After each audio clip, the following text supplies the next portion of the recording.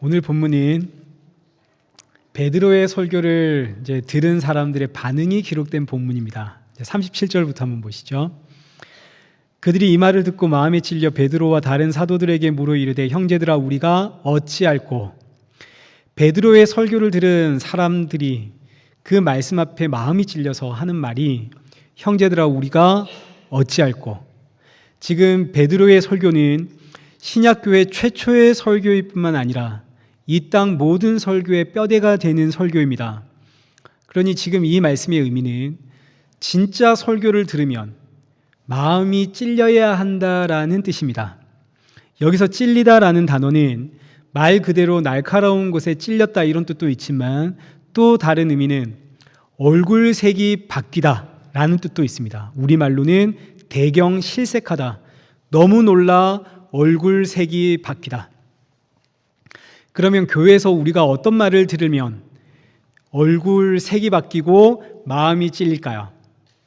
하나님은 당신을 사랑하십니다. 이러면 우리 얼굴색이 바뀌고 마음이 찔리겠습니까? 하나님은 기도하시는 사람의 기도를 외면하지 않으십니다. 이러면 우리의 얼굴이 색깔이 바뀌고 마음이 찔릴까요? 신은 당신을 사랑하십니다. 신이 나를 사랑하신대. 이런 이야기는 모든 세상 종교가 하는 이야기입니다. 그 어디를 가도 이런 이야기 다 하고 있습니다.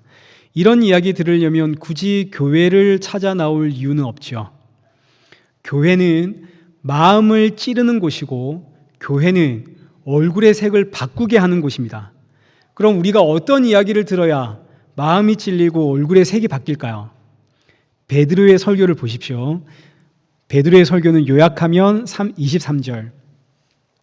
너희가 법 없는 자들의 손을 빌려 못 박아 죽였으나 32절. 이 예수를 하나님이 살리신지라 36절. 그런즉 이스라엘 온 집은 확실히 알지니 너희가 십자가에 못 박은 이 예수를 하나님이 주와 그리스도가 되게 하셨느니라. 너희가 예수를 죽였다. 너희가 하나님을 죽였다. 이 말씀이 주님 오실 그날까지 교회가 선포해야 하는 말씀입니다. 이게 바로 설교입니다. 우리 지난 한 주 어떻게 살았습니까? 세상적 의미로 여러분 다 잘 사셨죠?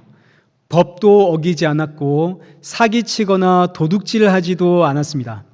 남에게 피해 준 적도 없죠. 우리 모두 다 그렇게 사셨죠. 그런데 성경적 의미로도 여러분 다 잘 사셨습니까? 하나님의 자녀처럼 욕심도 내지 않고 우리 자녀들에게 성공하라는 그 욕망의 이야기 안 했고 소리치거나 짜증내거나 미워하지도 않았고 늘 한결같이 행복했고 기쁘고 감사하셨습니까? 매 순간마다 예수님과 동행하셨나요? 이런 인생 세상에 어디에 있겠습니까? 그러니 한 주간 살기 위해서 열심히 일했고 자녀들 뒷바라지하기 위해서 열심히 살았던 우리 성도들을 향해 교회는 뭐 이야기해야겠습니까? 한 주간도 수고하셨습니다. 하나님이 당신의 수고를 아십니다. 하나님이 필요한 것 여러분들께 다 채워주실 겁니다. 이런 이야기는 저 다른 종교 가서 들으시면 됩니다. 교회는 그런 이야기 하는 곳 아니죠. 좋은 이야기는 아무리 많이 들려도 마음이 전혀 찔리지 않습니다. 얼굴 색깔도 바뀌지 않습니다. 그럼 교회는 어떤 이야기 하는 곳이겠습니까? 베드로의 설교를 보십시오. 오순절 하나님 앞에 예배드리기 위해서 삶의 터전을 전부 뒤로 한 채 짧게는 며칠, 길게는 수십 일을 걸어서 예루살렘에 모인 이 경건한 유대인들, 이들은 예배자입니다. 하나님을 너무나 사랑하는 이 경건한 예배자들을 향해 베드로가 외치는 소리가 당신은 죄인입니다. 당신이 예수님을 죽였습니다. 마찬가지. 지난 한 주간 열심히 일한 나를 향해 교회에 왔더니만 당신은 죄인입니다. 지난 한 주도 당신은 당신의 욕망을 위해서 예수님을 버렸습니다. 당신이 예수님을 십자가에 죽였습니다. 이 말씀을 들을 때에 마음이 찔리거나 얼굴의 색이 변하지 않겠습니까? 아니 어떻게 이렇게 지친 나를 위로해 주지는 못할 망정 교회가 대체 이게 무슨 소린가? 얼굴에 색이 바뀌던지, 아니면 이 말씀 앞에 형제들아 어찌할꼬 마음이 찔리든지. 그래서 설교는 두 가지의 반응, 오늘 본문 37절의 말씀처럼 이 말씀 앞에 마음이 찔려 형제들아 어찌할꼬, 이 반응은 하나님의 은혜가 임했다는 뜻입니다. 근데 또 다른 반응은 사도행전 7장 54절, 스데반 집사가 베드로와 똑같은 설교를 했습니다. 여러분이 예수님을 죽였습니다. 회개하십시오. 그랬더니 모인 사람들이 이 말을 듣고 마음에 찔려, 여기서는 마음에 찔렸다는 표현보다는 얼굴의 색이 변하여, 이렇게 보는 게 더 좋겠죠. 이 말을 듣고 얼굴의 색이 변하여 그를 향해 이를 갈고, 57절, 귀를 막고 일제히 그에게 달려들어 돌로 쳐 죽였습니다. 그러니 설교를 들으면 두 가지의 반응입니다. 그 말을 듣고 얼굴의 색이 변하여 이를 갈든지, 아니면 마음이 찔려 어찌할꼬 하든지. 이 두 가지의 반응이 나오면 그 설교는 진짜 설교입니다. 히브리서 4장 12절 한번 보시죠. 하나님의 말씀은, 여기서 하나님의 말씀이란 단순히 이 성경, 율법 이야기하는 게 아닙니다. 하나님의 말씀은 두 가지입니다. 이 성경은 두 가지를 이야기하고 있습니다. 첫째는 사람의 죄를 지적하고 있습니다. 둘째는 예수님을 증거하고 있습니다. 이게 성경의 이야기입니다. 구약은 누구에 대한 이야기인가요? 오실 예수님에 대한 이야기죠. 신약은 누구에 대한 이야기입니까? 오신 예수님, 그리고 장차 다시 오실 예수님. 그러면 율법을 통해서 우리는 뭘 깨닫게 됩니까?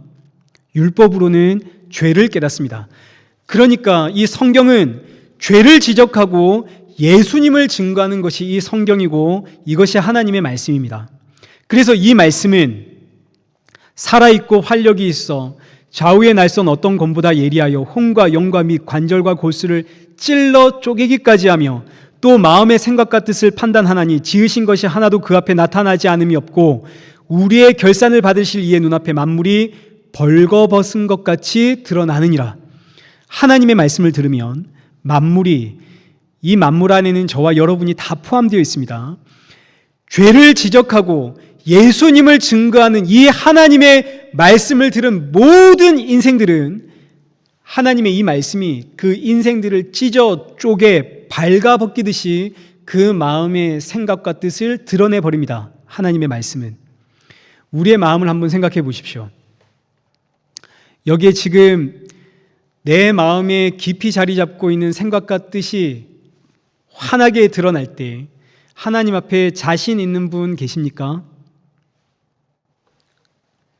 그러니 말씀이 우리의 마음의 생각과 뜻을 지적하고 밝히 드러나면 그때 일어나는 반응은 두 가지입니다. 첫째는 형제들아 우리가 어찌할꼬, 둘째는 얼굴의 색이 변하여 귀를 막고 돌로 치더라.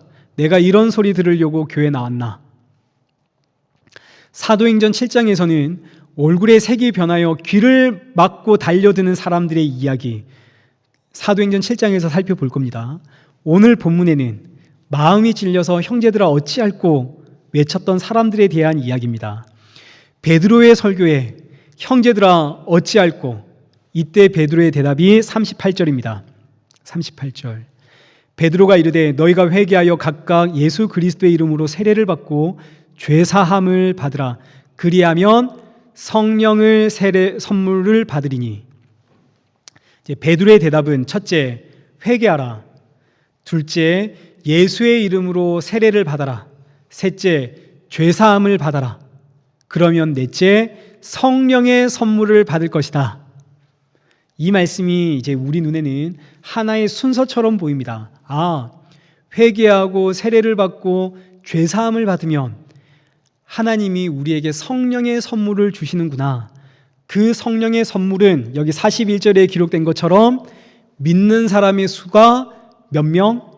3,000명이나 더하게 되더라. 그래서 우리가 어떤 생각을 하게 되냐면, 우리가 정말로 회개하고 성령의 세례 받으면 한 번의 설교에 3,000명이나 되는 사람들이 교회로 모였던 것처럼 부흥이 일어나는구나. 교회가 부흥하려면 이 골목 저 골목에서 사람들이 교회로 몰려드는 이 놀라운 부흥을 경험하려면 교회는 회개해야 하는구나. 교회는 성령의 세례를 받아야 하는구나.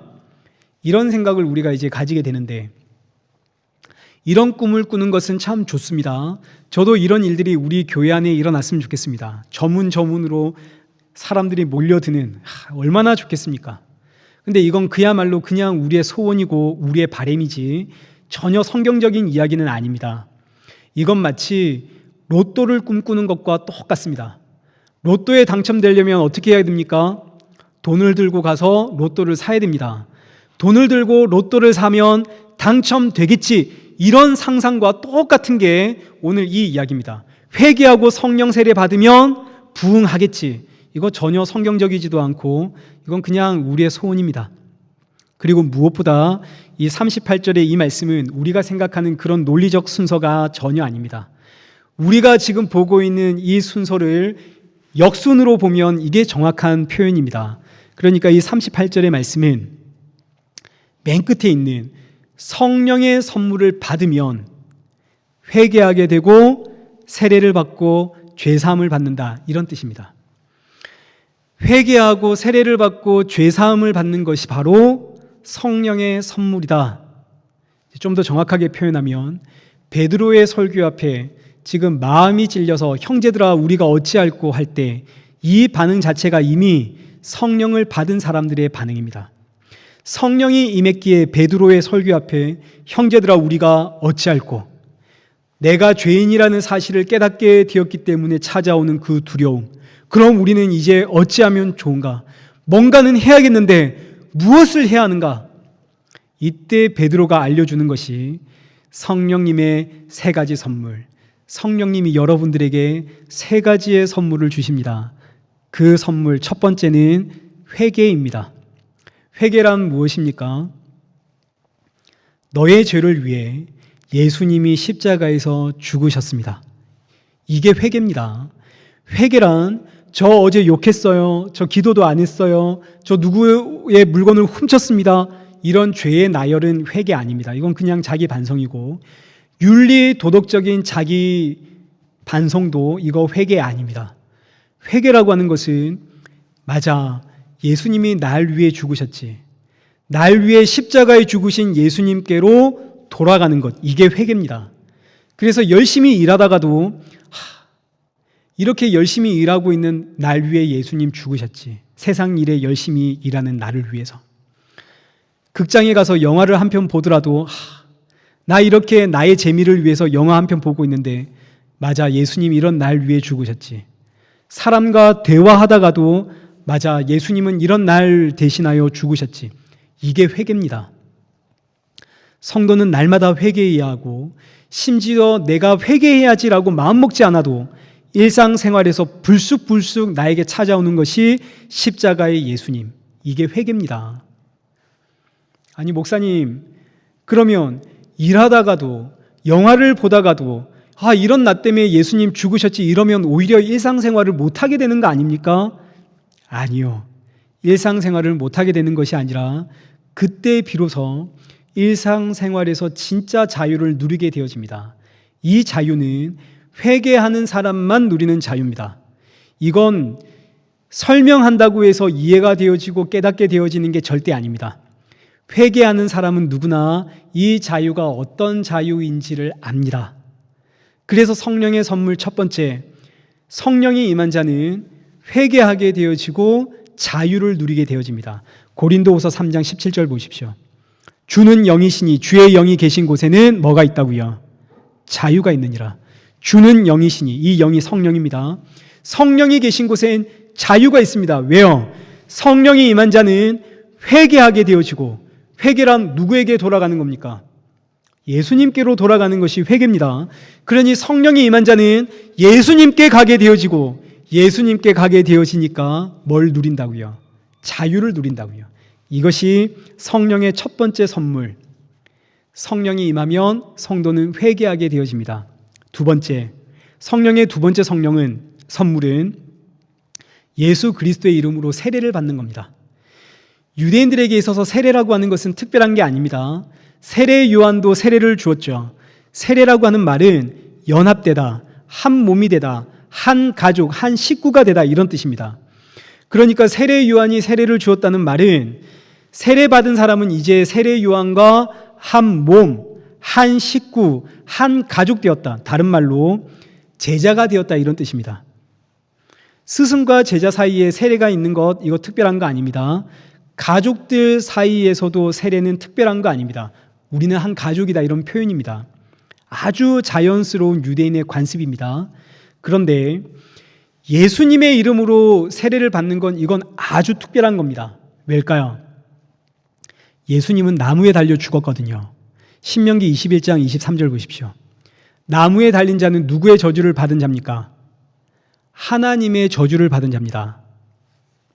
그러니까 예수님의 이름으로 세례를 받으면 나는 예수님과 연합되어서 어디로 들어간다는 이야기인가요? 하나님의 저주 아래 들어간다는 이야기입니다. 어느 유대인이 이런 세례를 받고 싶어 하겠습니까? 하나님의 저주 아래 들어가는 이런 세례 누가 받고 싶어 하겠습니까? 그런데 성령이 임하면 예수님과 함께 하나님의 저주 아래로 들어가는 것이 구원이다 하는 것을 알게 되어집니다. 그래서 사도 바울이 로마서 6장 3절 무릇 그리스도 예수와 합하여 세례를 받은 우리는 그의 죽으심과 합하여 세례를 받은 줄을 알지 못하느냐. 5절 만일 우리가 그의 죽으심과 같은 모양으로 연합한 자가 되었으면 또한 그의 부활과 같은 모양으로 연합한 자도 되리라. 예수님과 함께 하나님의 저주 아래로 들어가야만 예수님과 함께 부활한다는 뜻입니다. 그래서 성령이 임하면 예수님과 함께 하나님의 저주 아래로 들어가는 것이 구원이구나, 이걸 알게 되죠. 그래서 예수님의 이름으로 세례를 받고 예수님과 한 몸, 예수님과 한 가족, 예수님과 연합되는 것이 복 중의 복이라는 사실을 알게 되어집니다. 그래서 예수님의 이름으로 세례를 받습니다. 이것이 성령의 두 번째 선물입니다. 성령이 임하면 예수 그리스도의 이름으로 세례를 받습니다. 그리고 예수님의 가족이 되죠. 성령의 마지막 세 번째 선물은 죄사함을 받는 겁니다. 성령이 임한 자는 그 즉시 죄사함을 받아 의롭다 칭함을 받습니다. 이건 더 이상 설명이 없죠. 설명할 필요가 없죠. 우리 너무너무 잘 아는 이야기니까. 그러면 이제 이 성령의 세 가지 선물을 정리해 보겠습니다. 다시 본문 38절 보시죠. 성령이 임하면 성령의 선물을 세 가지를 받게 되어지는데, 첫째, 회개하게 되어지고, 둘째, 세례를 받고, 셋째, 죄사함을 받게 됩니다. 이때 회개란 예수님께로 가는 것이 회개이고, 세례란 예수님의 이름으로 세례를 받는 것이고, 죄사함이란 예수님이 죽으셨기에 받게 되어지는 선물입니다. 그러니 결국 성령의 선물은 전부 다 합치면 한마디로 뭐가 되어집니까? 성령의 선물은 결국 예수님이 됩니다. 예수님을 믿는 것이 성령의 선물이 되는 거죠. 그러니 성령이 임한 성도는 누가 보일까요? 이런 날 위에 십자가에 죽으신 예수님이 보이는 겁니다. 그런데 교회가 예수님 이야기를 안 하고 딴소리를 합니다. 그래서 사도 바울이 갈라디아 교회를 향해서 갈라디아 3장 1절 보십시오. 어리석도다 갈라디아 사람들아, 예수 그리스도께서 십자가에 못 박히신 것이 너희 눈앞에 밝히 보이거늘 누가 너희를 꾀더냐. 이 말씀은 오늘도 이 땅의 교회를 향해 외치시는 하나님의 말씀입니다. 대체 누가 너희를 꾀더냐? 너의 중심에 예수뿐이다. 교회의 주인도 너의 주인도 예수 그리스도다. 다시 본문 39절 보겠습니다. 베드로가 언급한 이 성령의 선물 세 가지는 39절 너희와 너희 자녀와 모든 먼데 사람 곧 주 우리 하나님이 얼마든지 부르시는 자들에게 하신 것이라. 그러니까 이 성령의 선물은 유대인들만 받는 것이 아니라 하나님이 부르시는 자는 누구든지 이 선물을 받게 되어집니다. 유대인이든 헬라인이든. 그래서 오늘 우리도 이 선물 받은 거 아닙니까? 근데 이때 중요한 것은 이 믿음, 이 선물은 들음에서 납니다. 듣지 않았는데 어떻게 믿음이 생기겠습니까? 듣지 않았는데 어떻게 이 선물을 받겠습니까? 반드시 이 선물은 들음에서 나옵니다. 그래서 교회는 하나님의 이 말씀, 예수 그리스도를 선포하는 곳이고, 말씀이란 죄를 지적하는 것과 예수님을 증거하는 것이 말씀입니다. 교회는 이 말씀을 증거하는 것이고, 성도는 이 말씀을 받아서 삶의 자리에서 전하는 자들이고, 이때 하나님의 자녀들은 그 전한 말씀을 듣고 성령의 선물을 받게 되어지고, 그렇지 않은 자들은 이 말씀을 들을 때 얼굴색이 변하여 귀를 막게 되어집니다. 그래서 이 복음을 듣게 되어지고 우리가 하나님의 자녀가 되어지는 것은 내가 원해서 되는 것이 절대 아니라 오직 하나님의 뜻입니다. 로마서 9장 16절 보십시오. 그런즉 원하는 자로 말미암음도 아니요 다른 박질을 하는 자로 말미암음도 아니요 오직 긍휼히 여기시는 하나님으로 말미암음이니라. 구원, 믿음, 성령의 선물, 이건 전부 다 하나님의 은혜요, 하나님의 선물입니다. 이렇게 하나님의 선물을 받은 자들이 오늘 본문에 41절 3,000명이나 되었습니다. 하나님의 선물을 받은 이 3,000명, 그들이 원해서 된 게 아닙니다. 오직 하나님의 뜻을 따라 하나님의 은혜로 3,000명이 구원을 받았습니다. 회개에서 3,000명이 구원받은 거 아닙니다. 사도행전 2장 47절 보십시오. 주께서 구원받는 사람을 날마다 더하게 하시니라. 회개해서 성도답게 살아서 그래서 구원받은 사람이 늘어난 것이 아니라 오직 주께서, 예수님께서 구원받는 사람을 더해 가시는 겁니다. 이렇게 성령의 선물을 받은 사람들이 3,000명, 이 3,000명의 성령 받은 사람들의 특징이 이제 42절에 기록이 되어지는데, 42절 첫째, 이렇게 성령을 받은 사람들, 성령의 선물을 받은 사람들은 네 가지의 특징이 나옵니다. 첫째, 사도들의 가르침을 받습니다. 사도들이 이들에게 뭘 가르쳤을까요? 우리가 그동안 보고 들어왔던 성경의 모든 말씀들이 누구를 증거한다? 예수님을 증거한다. 이걸 가르쳤겠죠. 유대인들은 그동안 성경을 통해서 뭘 가르쳤습니까? 율법을 가르쳐 왔습니다. 그러나 이제 사도들은 그 성경을 통해서 율법을 가르치는 것이 아니라 이 모든 율법을 완성하신 분, 이 모든 율법이 가르치고 계시는 분이 예수님입니다. 이걸 가르치죠. 따라서 성령이 임하자 가장 먼저 일어나는 성도의 욕구는 하나님의 말씀, 이 성경을 통해서 예수님의 이야기를 듣고 싶어지는 욕구, 이 욕구가 가장 먼저 생깁니다. 두 번째는 여기 서로 교제하고, 여기서 교제란 내가 깨달은 예수님의 이야기, 예수님이 나의 주인 되신 이야기를 함께 나누는 것이 성도의 교제입니다. 이때 예수님이 나의 주인 되신 이야기는, 우리는 지금 어디에서 살아가고 있습니까? 우리는 지금 이 세상에서 살아가고 있습니다. 그러니 예수님이 나의 주인 되신 이야기가 이 세상의 주제와 어우러져서 나오는 것은 지극히 정상적인 겁니다.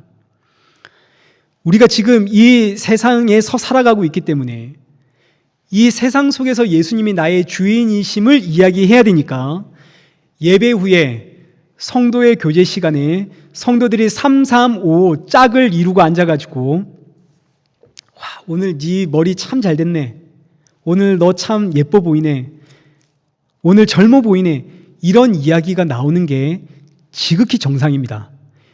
야, 저 교회 갔더니 저렇게 세상적인 이야기만 하더라. 교회 오셔서 무슨 이야기 하시려고요? 예수님만 이야기하는 게 정상적인 거 아닙니다. 그럴 수가 없습니다. 그건 그냥 외식이고 자기를 숨기는 거고 잘난 체 하고 싶어 하는 겁니다. 절대 그럴 수가 없습니다. 우리는 어디에서 살아간다고요? 이 세상 안에서. 그렇기 때문에 세상 이야기 나오는 게 지극히 정상입니다. 어디 식당이 맛있다더라, 야, 요즘은 이런 게 유행한다더라, 이런 이야기 하게 되는 게 정상입니다. 이런 이야기 속에서 예수님이 나의 주인 되심이 자연스럽게 묻어 나오는 겁니다. 이게 성도의 교제입니다. 그래서 성령이 임한 성도의 두 번째 특징은 복음의 교제를 나눕니다. 예수님이 어떻게 우리의 주인으로 우리를 이끌어 가시는지 그 이야기를 나누는 것, 성도의 교제. 세 번째는 떡을 뗍니다. 떡을 뗀다는 말은 성찬을 뜻합니다. 성찬이란 예수님의 살과 피를 기념하는 것이 성찬인데, 이 당시는 성찬이 오늘 우리처럼 특별한 하나의 의식이 아니라 식사의 자리가 성찬식이었습니다. 예배 후에 식사를 하는 자리가 성찬.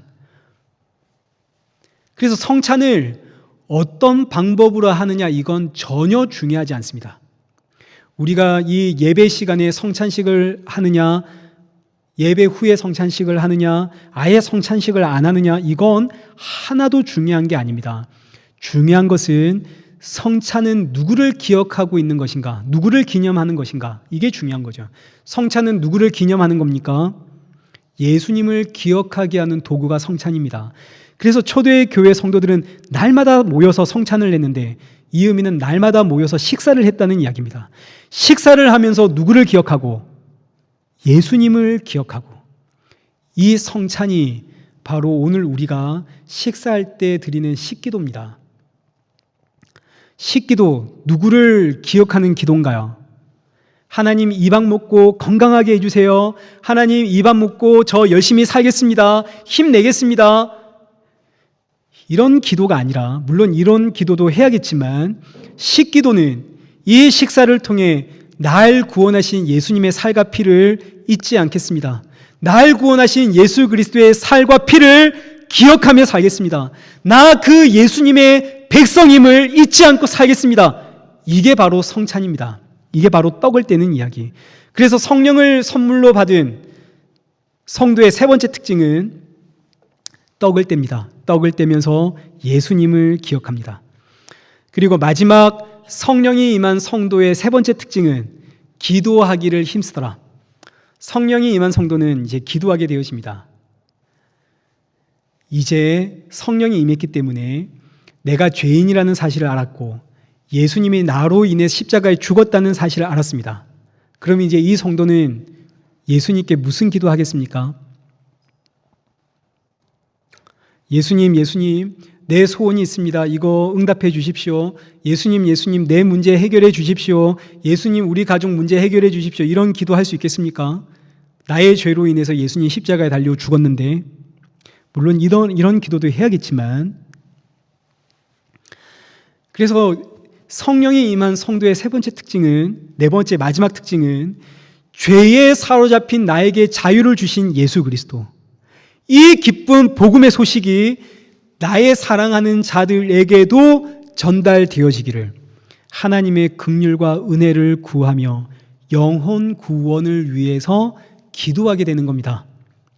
그래서 교회와 성도는 영혼 구원을 위해서 오늘도 기도하는 거죠. 자, 이제 정리하겠습니다. 지금 이 사건은 초대교회, 새로운 공동체가 세워지는 이야기입니다. 오순절 성전에 모이던 인생들이 이제는 예수님 중심으로 모이는 사건입니다. 이것이 신약교회 공동체입니다. 예수님을 중심으로 모인 이 성령 충만한 신약교회는 성경이 어떻게 예수님을 증거하고 있는가를 배우고, 나의 주인이신 예수님이 이 세상에서 나를 어떻게 이끌어가고 있는지를 함께 나누고, 음식을 먹을 때마다 예수님을 기억하고, 그리고 영혼 구원을 위해서 기도합니다. 이게 신약 교회의 네 가지 특징입니다. 교회가 해야 하는 일들. 43절부터 47절은 이 똑같은 말씀이 다시 한번 반복이 되어지는데, 같은 이야기의 반복입니다. 43절 보시죠. 사람마다 두려워하는데 사도들로 말미암아 기사와 표적이 많이 나타나니, 여기서 지금 두려워하다라는 이 단어는 이제 존경하다 이런 뜻입니다. 존경하다. 사람들마다 지금 새롭게 탄생한 이 교회 공동체를 존경하게 되어지더라. 그 이유는 사도들로 말미암아 기사와 표적이 많이 나타났기 때문에. 그러면 사도들을 통해서 일어난 그 기사와 표적들은 대체 뭡니까? 이어지는 44절과 45절. 이게 지금 사도들을 통해서 일어난 기사와 표적들입니다. 44절. 믿는 사람이 다 함께 있어 모든 물건을 서로 통용하고 또 재산과 소유를 팔아 각 사람의 필요를 따라 나눠주더라. 이 말씀이 이제 어려운 말씀인데, 믿는 사람들이 다 함께 모여서 모든 물건을 서로 통용하고 각자 자기 재산과 소유를 팔아서 각 사람의 필요를 따라 나눠주니까 사람들이 교회를 존경 안 할 수가 없고 47절에 기록되어 있는 것처럼 온 백성이 칭송을 안 할 수가 없습니다. 아니, 교회 공동체가 자기 재산을 다 팔아가지고 돈을 만들어서 이스라엘 백성들 필요한 사람들에게 찾아가서 그 재산을 나눠주는데 어느 누가 존경을 안 하고 어느 누가 칭송을 안 할 수 있겠습니까? 모두가 다 칭송을 하죠. 그런데 오늘날 이런 교회가 있습니까? 없습니까? 오늘날 이런 교회 없죠. 초대교회도 마찬가지. 초대교회가 항상 이렇게 살았을까요? 안 살았을까요? 안 살았죠. 그러니 이게 무슨 사건인지를 알아야 되는 겁니다. 지금 초대교회가 모든 물건을 서로 통용하고 재산과 소유를 팔아서 각 사람의 필요를 따라 나눠준 이 사건은 마치 오순절날 성령이 오신 것과 똑같은 사건입니다. 오순절 성령 강림은 이 역사 가운데 딱 한 번 일어난 사건이지 오늘도 일어난 사건 아닙니다. 마찬가지 초대교회가 물건을 서로 통용하고 그 재산과 소유를 팔아서 각 사람의 필요를 따라 나눠준 이 사건도 역사 가운데 이때 딱 한 번 등장한 사건이지 오늘도 반복해서 일어나는 사건 절대 아닙니다. 목사님, 그런데 사도행전 4장에 보면 똑같은 사건이 다시 한번 반복되는데요. 예, 그건 오순절 성령 강림은 한순간 임하고 사라진 사건이라면 지금 이 초대교회 안에 서로 물건을 통용하고 재산과 소유를 팔아서 각 사람의 필요를 따라 나눠주는 이 사건은 한순간 임하고 사라진 게 아니라 상대적으로 긴 시간 동안 역사하다가 사라진 사건입니다. 그 차이가 있을 뿐입니다. 재산을 일단 팔아야 되고 각 사람 필요를 따라 나눠줘야 되니까 시간이 좀 걸리겠죠. 그래서 역사 가운데 단 한 번 일어난 사건이면서 동시에 장시간 지속된 사건입니다. 그럼 이제 이게 어떤 의미를 담고 있는지 이걸 알아야 됩니다. 성경은 누구를 증거하는 책입니까? 예수님을 증거하는 책입니다. 그러니 지금 이 사건도 누구를 증거하는 사건이겠습니까? 예수님 증거하는 사건입니다. 지금 이 시대는 구약에서 신약으로 넘어가는 과도기의 시대이고 성전의 그 제사 중심의 예배가 예수 그리스도 중심의 예배로 전환이 이루어지는 과도기의 시대입니다. 이 시기에 일어난 교회를 교회되게 하는 가장 중요한 사건 두 가지가 첫째, 오순절 성령 강림의 사건이고 둘째는 지금 여기 기록되어 있는 모든 성도들이 물건을 통용하고 재산과 소유를 팔아 각 사람의 필요를 따라 나눠주는 이 사건입니다. 너무너무 중요한 교회를 교회되게 만드는 사건, 성전 교회에서 예수 중심 교회로 넘어가는 사건. 그럼 이제 재산과 소유를 팔아 각 사람의 필요를 따라 나눠주는 이게 뭔지를 알아야죠. 이 이야기를 들으면 뭔가 생각나는 게 있지 않습니까? 사람들이 재산과 소유를 팔아서 각 사람의 필요를 따라 나눠주더라. 생각나는 거 없으신가요? 이게 바로 기업 무르는 자, 고엘 제도입니다. 들어보셨죠? 고엘. 레위기 25장 23절 보십시오. 토지를 영구히 팔지 말 것은 토지는 다 내 것임이니라. 너희는 거류민이요 동거하는 자로서 나와 함께 있느니라. 너희 기업의 온 땅에서 그 토지 무르기를 허락할지니. 이게 지금 무슨 이야기냐면 이스라엘의 토지는 하나님의 것입니다. 하나님께서 무상으로 이스라엘 백성들에게 빌려준 땅입니다. 그러니 하나님께서 이스라엘 백성들에게 너희들은 땅 서로 사고 팔기 하지 마라. 그거 너희 땅이 아니라 누구의 땅? 그거 다 내 땅이다. 그래서 이스라엘 백성들은 토지 매매가 원칙적으로 금지되어져 있습니다. 서로 사고 팔 수가 없습니다. 그러나 흉년이 들었다든지 전쟁으로 인해서 집에 남편이 없다든지 혹은 병으로 인해 집에 남자들이 다 죽었다든지 그러면 이제 더 이상 땅을 가꿀 수 있는 형편이 아닙니다. 이때 땅의 경작권을 다른 사람들에게 팔 수가 있습니다. 그 이야기가 레위기 25장 23절 이하의 이야기입니다. 땅을 팔 수 없지만 형편이 어려우면 땅의 경작권은 팔아라. 그러나 25절 보십시오. 만일 너의 형제가 가난하여 그의 기업 중에 얼마를 팔았으면 그에게 가까운 기업 물을 자가 와서 그의 형제가 판 것을 물을 것이요. 여기서 기업 물을 자라는 단어가 고엘입니다. 형제가 가난하여 기업을 팔았다면 그에 가까운 가족이나 이웃들이 와서 반드시 그 형제가 판 그 땅을 사서 그 형제에게 다시 돌려주는 제도. 그러니 이 율법은 누가 형편이 어렵다 그러면 누구든지 가서 그 사람 도와주라는 제도입니다.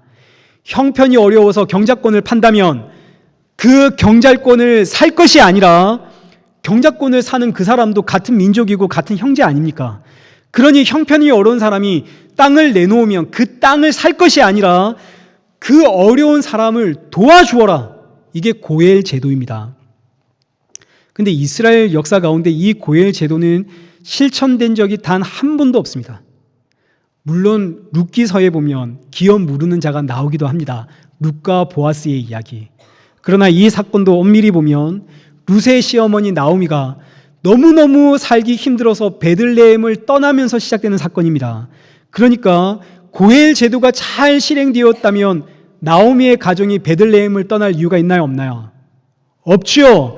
고엘 제도가 잘 실행되면 주변의 이웃들이 배고플 이유가 없습니다. 배고프기도 전에 이웃들이 와서 챙기고 먹여줄 거니까.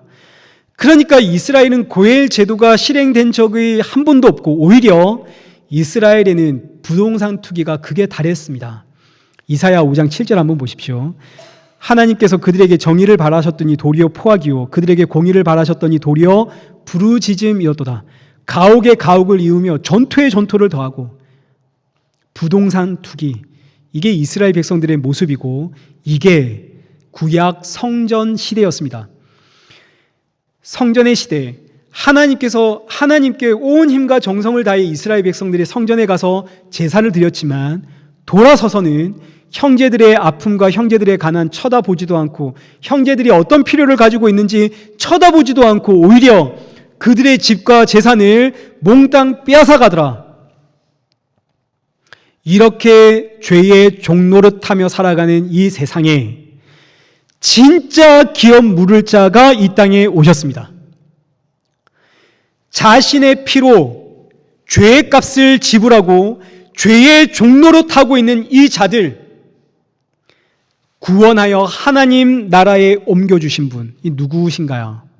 예수님 아니십니까?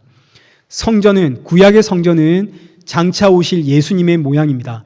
실체이신 예수님이 오셨으니 이 성전은 이제 의미가 없습니다. 뿐만 아니라 성전은 기업 물을 자로서의 역할을 못했습니다. 성전에서 정성을 다해 예배드렸지만 돌아서면 그들은 형제의 기업을 빼앗아갔습니다. 그래서 예수님께서 이 땅에 오셔서 하시는 말씀이 요한복음 2장 19절, 저 성전 무너뜨려라, 내가 사흘 만에 일으키겠다. 21절, 이는 성전된 자기 육체를 가리켜 말씀하신 것이라. 그래서 이제 성전의 제사 중심 예배는 무너지고 진짜 기업 물을 자로 이 땅에 오신 예수님을 중심으로 예배하는 새로운 예배 공동체가 세워지는데, 이 새로운 예배 공동체가 세워질 때 일어난 두 가지 일이, 첫째, 성령이 임했고, 둘째는 오늘 본문 44절에 있는 것처럼 믿는 사람들이 다 함께 모든 물건을 서로 나누고 재산과 소유를 팔아 각 사람의 필요를 따라 그 재산을 나누어 주더라. 고엘 제도가 실천되어지더라. 이 의미는 예수님이 우리의 기업 물을 자입니다. 예수님만이 이렇게 죄의 종로로 타고 있는 우리에게 죄의 값을 지불하시고 죄와 사망에서 우리를 건져 의와 생명으로 옮겨주시는 분입니다. 이걸 선포하는 이야기입니다. 이런 삶을 살아야 진짜 성도다, 이런 초대교회로 돌아가자, 이런 이야기 아닙니다. 이건 불가능한 이야기입니다. 그래서 이 놀라운 일이 조금 지속이 되었더니 세상에 사도행전 4장으로 가면 바로 인간들의 죄가 터져 나오죠. 아나니아와 삽비라의 이야기. 그러니 지금 이 사건은 이런 삶을 살아라라고 주신 사건이 아니라 우리가 믿는 예수님이 우리의 죗값을 지불하고 우리를 생명의 나라로 옮겨주신 분이다, 이거 선포하면서 신약 교회의 주인, 교회의 머리가 왜 예수님인가, 이걸 밝히 드러내고 선포하는 사건입니다. 제사 중심의 예배가 왜 예수 중심의 예배로 바뀔 수밖에 없는가, 그 이유를 말하는 사건. 이제 말씀을 맺겠습니다. 지금까지 살펴보았던 모든 내용을 한번 정리해 보십시다. 성령이 임하면 성령의 선물을 받습니다. 세 가지의 성령의 선물을 받는데 첫째는 회개하고, 둘째는 세례를 받고, 셋째는 죄사함을 받습니다. 이렇게 성령의 선물을 받은 성도는 자연스럽게 모이게 되어지는데, 이게 교회 공동체입니다. 자연스럽게 모여서 하는 일이 네 가지. 사도들의 가르침을 받고, 서로 교제하고, 떡을 떼고, 기도에 힘쓰더라. 근데 이 모든 이야기들은 결국 전부 누구에 대한 이야기인가요? 어디로 초점이 맞춰지고 있나요? 이거 전부 예수님께로 향하는 이야기입니다. 회개란 뭐라고요? 예수님께로 돌아가는 게 회개입니다. 세례는 예수님의 이름으로 받는 것이 세례입니다. 죄사함은 역시 예수님 십자가에 죽으셨기에 죄사함을 받는 거죠. 이렇게 성도가 된 이들은 함께 모여서 성경이 어떻게 예수님을 증거하고 있는지를 배우고, 예수님의 이야기를 하며 교제를 나누고, 예수님 떡을 떼면서 예수님을 기억하고, 그 예수님을 통한 영혼 구원을 위해서 기도하더라. 초점이 전부 예수님께로 향해 가고 있습니다. 그래서 교회와 성도는 예레미야 2장 20절에 기록되어 있는 것처럼 모퉁이 떨이신 예수님께 붙어서 성전으로 만들어져 갑니다. 그러니 예수님께 붙어서 성전으로 만들어져 가니까 성도와 교회의 눈에는 누구만 보여야 정상인가요? 예수님만 보여야 정상인 겁니다. 그리고 이렇게 마지막 초대 교회에 이어지는 기가 막힌 사건이 서로의 물건을 서로 통용하고 재산과 소유를 팔아서 각 사람의 필요를 따라 나누어 주더라. 이 사건도 이 죄와 사망에서 죄의 종로로 타는 우리에게 죄의 값을 지불하고 나를 구원해 주신 분, 그분은 오직 예수님 뿐입니다. 이걸 선포하는 사건입니다. 그러니 교회와 성도는 전부 예수님입니다. 예수님을 부르면 그 교회가 초대교회입니다. 오늘날 한국교회가 너무나 좋아하는 슬로건이 초대교회로 돌아가자, 초대교회로 돌아가자. 초대교회로 돌아가는 게 뭔가요? 집 팔고 재산 팔아서 가난한 자들에게 나눠주면 그게 초대교회입니까? 집 팔고 재산 팔아서 모두가 함께 공동생활을 하면 그게 초대교회가 되는 건가요? 철저하게 회개하면 그게 초대교회가 되는 겁니까? 아닙니다. 그럼 대체 초대교회로 돌아가자, 그 무슨 의미인가요? 초대교회로 돌아가자는 이야기는, 그래서 교회의 머리는 누구신가? 그래서 너의 주인은 누구신가? 그래서 누가 너를 죄에서 구원했는가? 그분께로 돌아가자! 이게 바로 초대교회로 돌아가자는 이야기입니다. 오늘 이 땅의 교회와 성도들이 초대교회처럼, 초대교회 성도들처럼 오직 예수, 성경을 통해 예수님의 말씀을 듣고 이 말씀을 함께 나누고 그 예수님, 그분 한 분만으로 만족해 했으면 좋겠습니다. 오늘 우리 일회교회도 마찬가지, 저와 여러분도 예수님의 말씀을 듣고 그 예수님을 나누고 그 예수님 한 분만으로 만족하는 성도 되어지시기를 축원합니다.